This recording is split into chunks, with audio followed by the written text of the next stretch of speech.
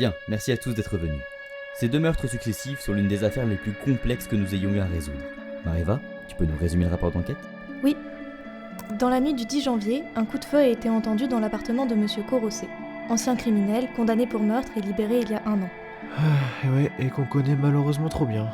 Il a été retrouvé mort dans son lit, tué par balle. Au vu de son passif de tueur, nous pensions trouver des éléments compromettants dans ses effets personnels, mais tout était en règle. Il ne semble pas avoir gardé un quelconque contact avec le milieu de la criminalité ou avec ses anciens complices. Ah 20 ans de prison, 1 an de liberté, paf Je serais presque triste pour lui. L'auteur du crime a été retrouvé facilement, comme il a commis pas mal d'erreurs. Il s'agit du jeune Monsieur White, un ancien trafiquant d'armes qui lui n'a pas été libéré il y a 1 an, mais il y a seulement 1 mois. La police a lancé une perquisition à son domicile, mais il a été retrouvé mort lui aussi. Voilà où nous en sommes actuellement. Sa mort a surtout l'air d'être un suicide, non ? Qu'est-ce que tu en penses, Youssef ? À vrai dire, j'ai le rapport sous les yeux et l'analyse balistique est formelle. C'est la même arme qui a été utilisée pour la mort des 2 hommes. On peut supposer qu'après le meurtre de Monsieur Corosé, notre ancien trafiquant a utilisé ce même flingue pour se flinguer. Après, pourquoi il a fait ça Amanda, une idée peut-être ? À vrai dire, comme les 2 concernés sont morts, l'analyse psychologique est plus que complexe. Nous ne pouvons nous baser que sur ce que nous savons d'eux, et sur les conclusions des interrogatoires de leurs proches. Mais est-ce que tu as cherché du côté des analyses psychologiques qui avaient été faites pour leurs 2 procès ?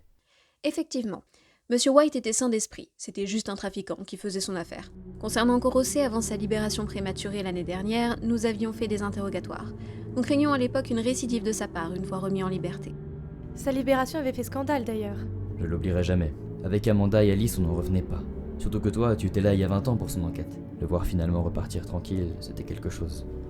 Oui, les libérations prématurées arrivent trop souvent. Je ne te le fais pas dire. La commission n'a rien voulu entendre. Il fallait faire de la place dans la prison.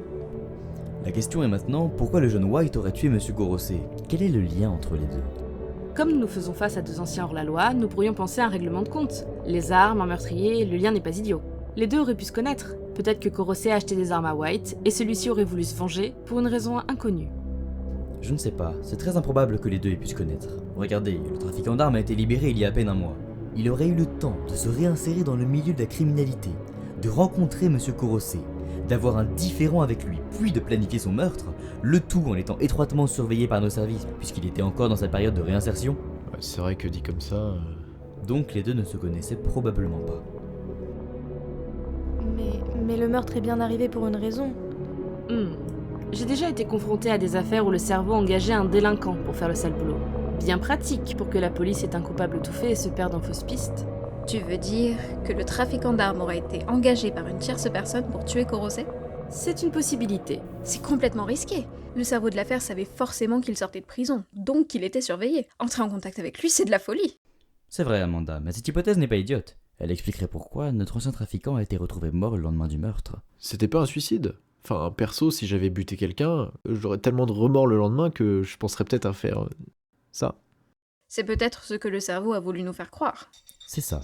Il aurait décidé de tuer le trafiquant après que celui-ci ait éliminé Corosé à sa place, et aurait fait passer son meurtre pour un suicide. Et comme ça, on peut pas l'interroger sur qui l'aurait engagé. Exactement. Si je puis me permettre, dans ce cas, pourquoi on n'a trouvé aucune trace au domicile de Monsieur White ? C'est au contraire un indice clé. Le meurtre de Corosé était plutôt amateur. On a retrouvé des empreintes sur les balles, sans parler des traces d'effraction et de pneus de sa voiture garée clandestinement. Bref, il a bien été commis par White, qui n'est pas du tout un habitué. Au contraire, le second meurtre montre bien plus d'expérience et de prudence. On n'a aucune piste. Ça correspondrait à notre cerveau. Oui, d'autant que White a tiré 3 fois sur sa cible. Plutôt au hasard vu les zones d'impact. Mais pour le second meurtre, il y a eu une balle, dans le crâne. C'est l'un des endroits pour tuer instantanément. Mais il faut être très précis. Oui, c'est pas le premier venu. Maintenant, les 2 victimes avaient des centaines de connaissances. L'une d'elles les relie. Qui ? Quelqu'un qui aurait eu une raison de tuer notre ancien criminel et qui connaissait le trafiquant. Et White était en prison, ils se sont forcément rencontrés dans le mois. Amanda, a-t-il eu des contacts ces dernières semaines ? Pas spécialement, nous n'avons rien remarqué de suspect. S'il a rencontré quelqu'un, alors cela est complètement passé à travers nos radars. Celui qu'on cherche semble tout de même avoir de l'expérience. Même si le premier meurtre a eu des erreurs d'exécution, les 2 étaient prémédités avec soin, on est quasiment certain que les plans des appartements étaient déjà connus. Mais pourquoi le tueur n'aurait pas directement éliminé Monsieur Corosé plutôt que d'engager quelqu'un si c'était finalement pour le tuer le lendemain ? Ça laisse encore plus d'indices à la police. C'est ce que je me disais. Peut-être alors qu'il n'avait pas prévu de s'occuper du trafiquant, et que c'est en voyant les erreurs qu'il a fait qu'il aurait décidé, au cas où, de lui régler son compte. Mais s'il a mis aussi peu de temps pour organiser un assassinat aussi parfait, c'est que nous avons affaire à un professionnel du crime. Et si, plutôt qu'un professionnel du crime, il s'agissait d'un professionnel des enquêtes criminelles? Hein, quoi? C'est complètement invraisemblable. En vérité, il y a déjà eu plusieurs affaires connues de meurtre par des policiers, mais ils étaient rarement en fonction. D'accord, mais cela reste une supposition, c'est très fragile comme hypothèse. Vous savez, je ne pense pas que ce soit l'un d'entre nous. Mais personne n'a dit ça. Mais ça n'a aucun sens, oui. C'était déjà suffisamment tiré par les cheveux comme ça, et c'est quelqu'un qui n'en a pas qui vous le dit. Tu ne sembles pas prendre la mesure de la gravité d'un meurtre, Youssef. Arrêter irrémédiablement le destin d'une âme innocente, on ne peut pas en rire. Oh, madame la psychologue a parlé, et plutôt hypocrite venant de celle qui n'était pas totalement contre la peine de mort. Vous pensez que c'est le moment de vous chamailler? Ce n'est pas ce qu'Amanda disait. Et de toute façon, tuer est toujours un crime. Peu importe la culpabilité ou l'innocence de la personne. Tout à fait. Veux-tu que nous commencions à nous accuser bêtement, Youssef? Dans ce cas, Mareva étant la plus silencieuse, elle est la plus suspecte. Vous pouvez vous calmer? Nous sommes tous suspects. Gabriel et moi connaissons aussi bien les agissements des tueurs que ceux de la police. Amanda comprend leur psychologie comme personne. Mareva a un accès privilégié aux fichiers de la police et Youssef a une connaissance inégalée des armes. Et nous sommes tous professionnels dans les enquêtes criminelles. Si nous commençons à nous jeter la pierre, nous n'allons nulle part. Regardons les faits et réfléchissons intelligemment. C'est tout. Merci Alice. Je rajouterais même que chercher qui d'entre nous ou à la police pourrait être suspect est contre-productif. Il faut se mettre à la place du criminel uniquement, et là, des profils se dégageront d'eux-mêmes. Laissez-moi expliquer mon raisonnement. Sachant que le trafiquant d'armes est sorti de prison il y a 1 mois, prendre contact avec lui aurait été plus que facile pour un agent de police. Si celui-ci était en plus chargé de sa surveillance, il aurait pu brouiller les pistes facilement, et il est beaucoup plus simple d'obtenir les plans d'un appartement lorsqu'on a déjà accès aux fichiers de la police. Pareil pour la connaissance des armes, des zones d'impact. Si le criminel a si bien planifié son meurtre, et en si peu de temps, c'est peut-être qu'il a pu anticiper le déroulé de l'enquête, qu'il connaîtrait sur le bout des doigts. Cela expliquerait pourquoi il aurait décidé au dernier moment d'éliminer le trafiquant. Il aurait pu apprendre par la police qu'on avait rapidement découvert son identité. C'est vrai. Nous touchons à quelque chose. Dans notre hypothèse, le cerveau de l'affaire serait une personne en lien avec notre enquête. Une personne qui aurait des informations administratives ou personnelles sur les criminels pour pouvoir orchestrer leur assassinat. Une personne qui aurait peut-être la froideur pour pouvoir tuer, ou au contraire, l'emportement nécessaire pour passer à l'acte. Une personne qui aurait un accès privilégié à la prison, comme pour y consulter les criminels. Une personne qui, peut-être, aurait suffisamment d'argent pour persuader un ancien criminel de réitérer, ou aurait une assurance suffisante pour le mener dans son jeu. Une personne qui en voudrait à un criminel, ou au criminel en général, tout en ayant l'intelligence et le calcul nécessaires pour... Une personne qui n'aurait aucune raison de s'enfuir. Sauf si c'est celle que l'on recherche.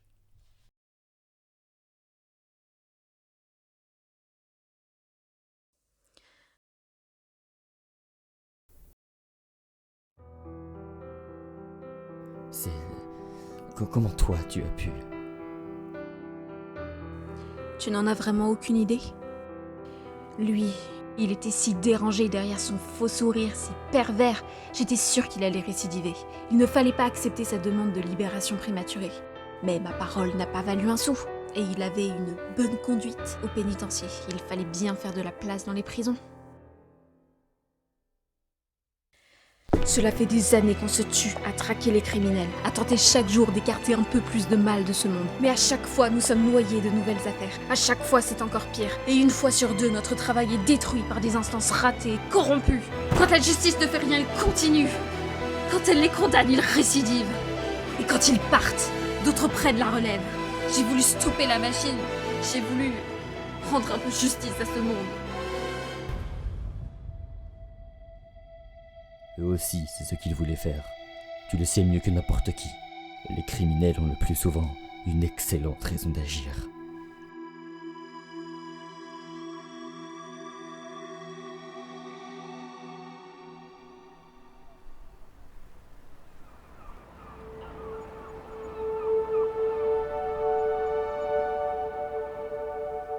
Ça ne peut pas se finir comme ça.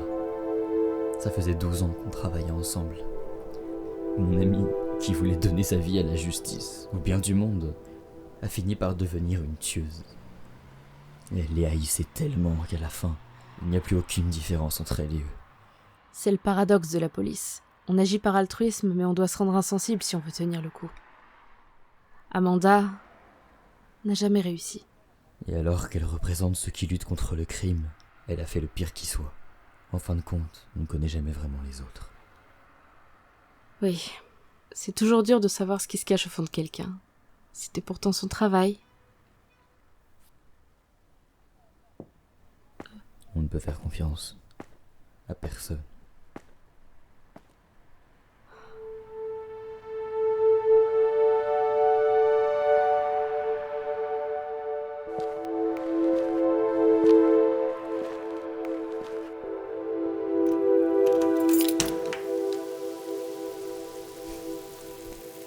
Coucou papa.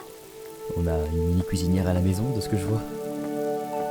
Et qu'est-ce qu'on mange? Du riz salé.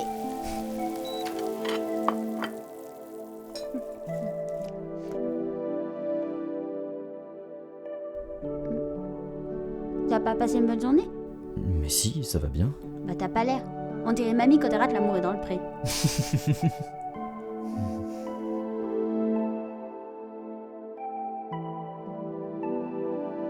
Est-ce que tu veux être heureux? Oui. Bah mange ton riz. En plus c'est moi qui l'ai fait. Et il est très bon.